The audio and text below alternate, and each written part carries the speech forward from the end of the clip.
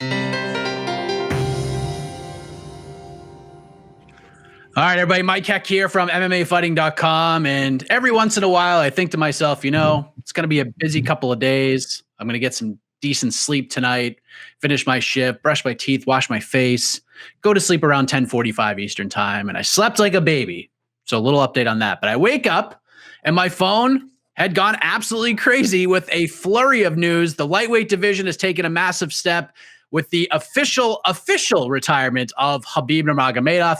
UFC President Dana White essentially waved the white flag on trying to convince Khabib to get that elusive 30-0. So after all the quote-unquote decisions, meetings, dinners, updates, etc., nothing changed since UFC 254 in October when Khabib submitted Justin Gaethje in the main event to retain his title. But let me just say, I understand why Dana White was trying to get Khabib back in the fold. He's obviously become one of the biggest stars in the sport. The appreciation for Khabib's ability, his incredible talent has risen to massive heights over the last couple of years, and rightfully so.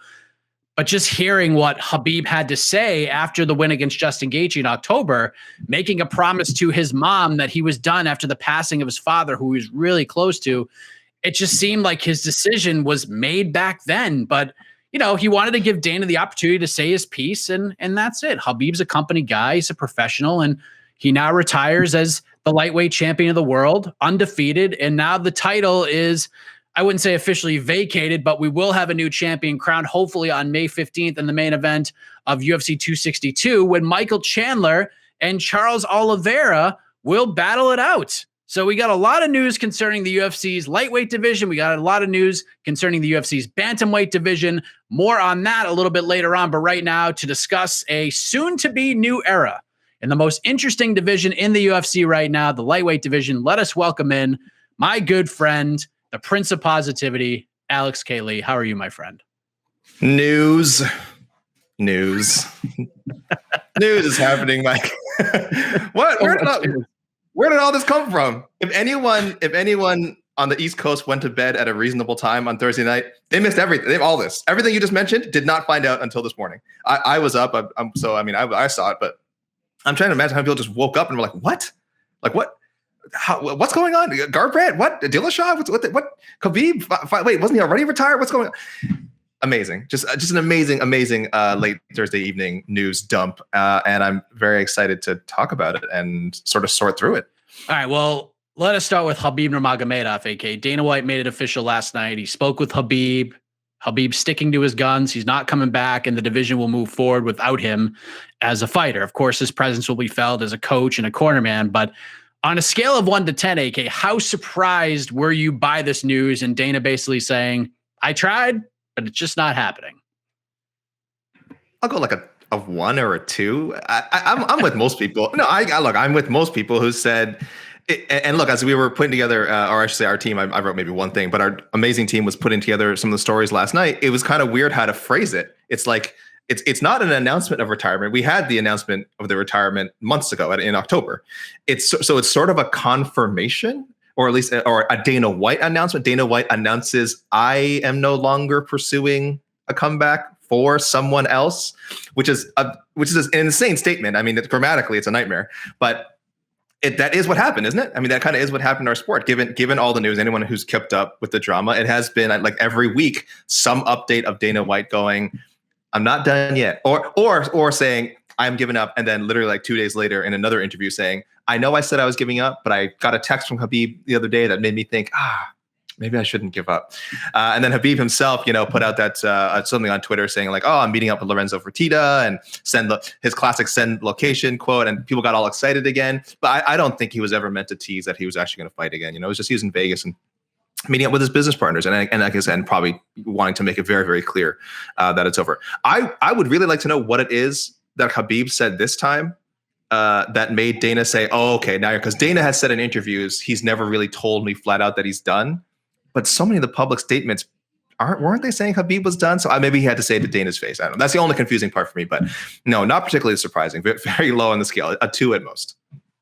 Yeah, I know Dana's thing was, well, he never said like, stop asking me about it. And that was like kind of the point of contention with Dana, like wanting to pursue this. But I'm curious, like with all this coming out, like, do you think honestly anything would have enticed him to come back for one more? Like, I know Tony Ferguson fighting Charles Oliveira, like had he won that fight, people were thinking, the one that got away, maybe there's a chance. And then there's Conor McGregor and Dustin Poirier too. Like maybe if Conor won, massive fight. I'd say doubtful, but maybe for the kind of money that one would have made, possibly. Maybe Charles Oliveira. I mean, it seemed like that one was stake, but it didn't really have the sizzle on it. Like the competitor in Khabib liked that fight, but all things considered, didn't really check all the boxes. And then there was the looming George St. Pierre possibility, which in my eyes, it didn't seem like anything was ever going to come from that idea from either side. So, I mean, do you honestly think anything could have convinced Khabib AK to shoot for the big 3-0?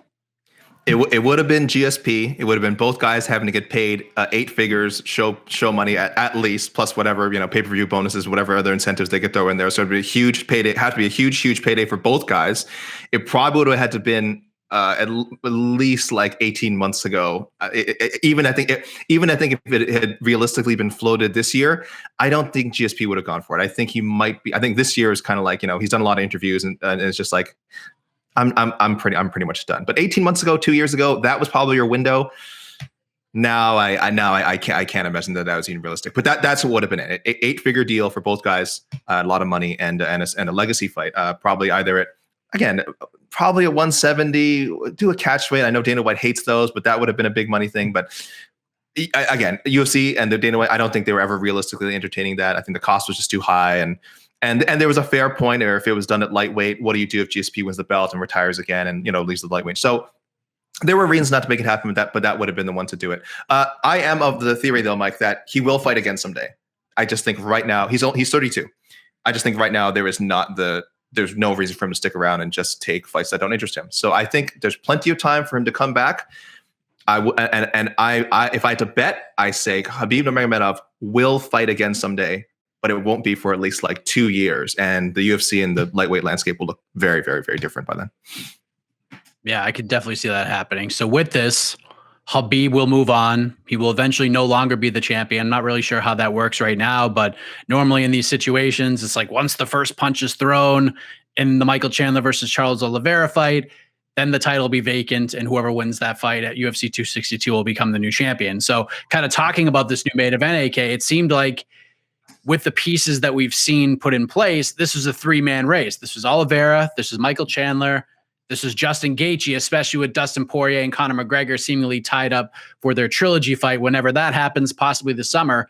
What are your thoughts on this piece of business, the UFC going with Chandler versus Oliveira to crown a new champion? I love it. I would have had, for me, I think Poirier should have been in any match, but he has made it clear that he wants that McGregor trilogy, which, as we know, could end up being more lucrative than a vacant lightweight title fight. So no one to blame here. For if there's any Poirier fans there who are like, oh, why didn't they screwed him? And it's like, nah. He wanted this. I'm sure he's told the UFC, he's told McGregor's team, let's work this out. They want to fight in the summer. It might be a little bit later than that, but that is what they want. And for perfectly good reason. And Charles Oliveira and Chandler, this is the next logical matchup. I think the UFC, the matchmakers, the managers, everyone involved here, I think they did a great job. I know we have a tendency to nitpick these things. And again, I could easily complain, oh, why not Poirier versus Oliveira, what have you? But this is what seems to be what everybody wanted. And Chandler, he's like maybe the biggest winner in all this, because yes, it's great for Oliveira that he got this title shot after, probably deserving it for a while. But for Chandler to just come from Bellator and to get that one win and cut a big promo and take advantage of all the push that the UFC has given him, he did an amazing job. And the fact that he could be the UFC lightweight champion come May 15th, the evening of May 15th, it sounds crazy. It sounds a little crazy if you mentioned this like a year ago.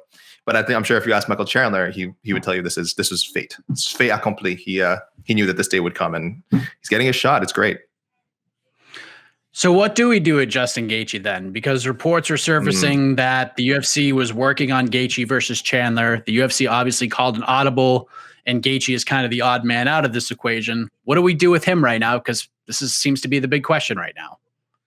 Yeah, that's a tough one. Again, I know if you're Gaethje, you've had this career where you pretty much fight you fight whoever, whenever. But again, him and his team have kind of realized his value, kind of as how big of a star he's become. So they could stand to be a little picky. I'm looking at some of the names here. I just hit up the rankings right now. RDA, what's up with RDA? Nothing official yet? Nothing official yet, right? I like that. I think, I guess Makhachev is the one that they think that could happen there. And I had no problem with that matchup either. So I don't know, maybe Gaethje gets left out again. But I've been campaigning for an RDA Gaethje fight for a while. So that I would like to see. Otherwise, yeah, he kind of has to wait. I'm just looking at something. Al Iaquinta's always waiting in the wings. I know that's a matchup a lot of people would like to see. I still feel like he has a name. I still feel like when he comes back, it would be a big deal. So I think that's an option for Gaethje as well. But other than that, it is funny that for a lot of people who are saying he could have been one of the names competing for a vacant title. Now he finds himself not only waiting, but maybe having to win to stay in that conversation. So I'm very surprised at that. But look, he is coming off a loss, if we're being realistic. And while no one would have a problem with him fighting for the title, I think there's good matchups out there. Like I said, I think RDA, I think Al Iaquinta, I think either of those would be really fun, winnable fights for him, and stuff that would keep him, that make him the number one contender with victory. Well, we wish Khabib the best. He's obviously still going to be around, like we said, cornering fighters. Maybe he can help mold the aforementioned Islam Makhachev into a future lightweight champion in his own right. But May 15th, we will hopefully have a new lightweight title holder, and we can go from there. All right, now we also got big news in the 135-pound division. We're still waiting for the rematch between Petr Yan and Aljamain Sterling to be booked. From what I've been told, the UFC was hoping to run that one back on May 15th. On the same card with Oliveira and Chandler. It still could happen, but it all depends on when Aljamain Sterling would be cleared from the concussion. But regardless, the rest of the division will shape up quite a bit. While we await that announcement, we found out last night that T.J. Dillashaw returns to action for the first time since his USADA suspension. He will face Cory Sandhagen in the main event on May 8th. And then 2 weeks later, Rob Font is going to fight Cody Garbrandt in the main event on May 22nd. So we have 10 potential rounds of unbelievable action at 135 pounds. I love both of these fights, AK. Your reaction to these two headliners at 135 pounds in May? Bantamweight! Bantamweight's so good. It's so good. It's so good. And Mike, a lot of our we did the matchmaking show. A lot of our sort of future like excitement for the division was kind of the hopes that Garbrandt would stick around, because there was a lot of talk that he was supposed to get the flyweight title shot. So why not, if him and his team, why not just stay in that lane, wait to see how things shake out, and maybe you're still the number one contender and you get that flyweight title shot anyway. But they're doing the right thing here, especially for Rob Font, who has been calling for and has deserved a really, really, really big name. And he's getting it in Garbrandt. It's an awesome fight style-wise. It's great for both guys. I think Garbrandt, like I said, even though Garbrandt might be passing up on a flyweight title opportunity, we don't know what that situation is. Even if he is, I think this is great for him because, again, he has to remind people how good he is. I know the UFC is always pushing him. I know he's active on social media. I know he has a pretty hardcore fan base, but this is a what have you done for me lately sport. And if he can beat Rob Font, who has been one of the best bantamweights over the last year, then you can't deny him. A lot of people, again, weren't sure why he was getting a flyweight title shot. Why did he get the bantamweight rematch with TJ right away? With this win and his last appearance, then people will be like, okay, now we really, really, really want to see this guy get another title shot. He deserves it. He's an exciting fighter. So I love that. And TJ Dillashaw did the right thing too. Taking a fight before just jumping into a title shot and fighting a guy who, probably should be getting a title shot anyway, and Cory Sandhagen, but who also would love to fight TJ Dillashaw. So, Mike, this is weird. We usually do these reactions and we have a lot of fun bashing the UFC and their decision making, but matchmakers did some good on Thursday, didn't they? I mean, I honestly cannot criticize these matchups. Do you think this is like maybe a mini tournament? Is this a go impress me kid kind of a thing? Or, I mean, I look at it as Sandhagen, Dillashaw, the next number one contender, Font, Garbrandt on deck, maybe vice versa. Like, where are you looking at? I think Sandhagen, Dillashaw, number one contender. But if Rob Font does what he did against Marlon Moraes to Cody Garbrandt, and then Sandhagen and Dillashaw have like a 5-round really close decision, could Rob Font jump the queue here? Like, how do you see this all working right now with what we see on paper? Yeah, if you're Dana White in the UFC, you're definitely favoring whoever gets a big finish. You know what I mean? Whether it be Dillashaw, whether it be Sandhagen, whether it be Font, whether it be Garbrandt, right? Yeah, even given that Dillashaw and Sandhagen should be ahead of both Garbrandt and Font in the rankings. A huge like Cody Garbrandt 35-second knockout or something, or Rob Font 35-second knockout. That'll leapfrog him over. The good news is I still don't think whoever wins has to fight again. I mean, we know with all the delays that can happen with these title fights, they won't want to stay on the shelf for too long. But fingers crossed, at my most optimistic, if everyone's healthy again, they're both fighting in May. Whoever, either the winners of both fights, one of them gets the shot, the other one maybe has to wait 6 months to fight again, but should get a title fight immediately. Whether they want to wait that long, who knows? Again, and whether they'll have to wait longer if there's injuries, delays, withdrawals, surprise Ultimate Fighter coaching positions offered, then they'll probably fight again. But otherwise, I feel like this is number one contender bout 1A and number one contender bout 1B. So hopefully the winners of both fights just get their shot and don't have to wait too long. Can you think of a more exciting three or so month stretch covering the sport, AK? Like, we have at least 7 title fights coming up between now and June 12th. We're going to move forward a bit at 155. We got some questions to be answered at 135 that hopefully will be answered. PFL's coming back. Bellator's coming back. This is unbelievable, AK. Like, this is a stretch that we need to cherish, right? But we need to kind of like bubble wrap it while we're at it, right? Yeah, I think one day, if we do our recap of like the biggest story, like I was just the other day, I was thinking of like, man, when we do the recap biggest stories of 2021, it's already going to be like you could just take these first 4 months and do a whole article on that. Like, it's already loaded. But Mike, you didn't even mention Fight Circus coming back in April. Calf kick mania, illegal knee mania that we've seen, the illegal knee controversies that we've had. Hans Molenkamp becoming a guy now. Frank Mir, the Triller, pro boxing.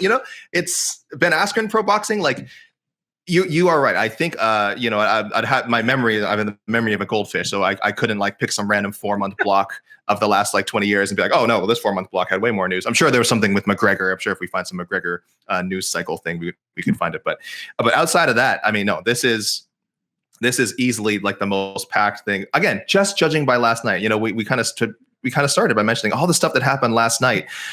All of that was kind of the culmination of storylines that have been bubbling for months, for like these last few months, first few months of 2021, as you mentioned, and then just suddenly, boom, all kind of being resolved at once, taken to the next step of their storyline of their narrative. So, yeah, it's wild. I can't imagine that the rest of the 2021 will be as eventful. But I feel like we said stuff about that in 2020 as well, and we all remember what an S show that was, not just in the UFC but in general. I didn't even think about April 17th and all that craziness, the middleweight division. I mean, there's just so much happening right now. Like, if you are a fan of the sport, get excited. Now, will all of these things happen? I don't know. Hopefully they do. Knock on some wood. But if everything goes down according to plan right now, this is absolutely insane scheduling. I can't wait for it. But clearly, when they say don't blink in MMA, it doesn't just mean in the cage. It means out of it as well, on the MMA beat, quote unquote.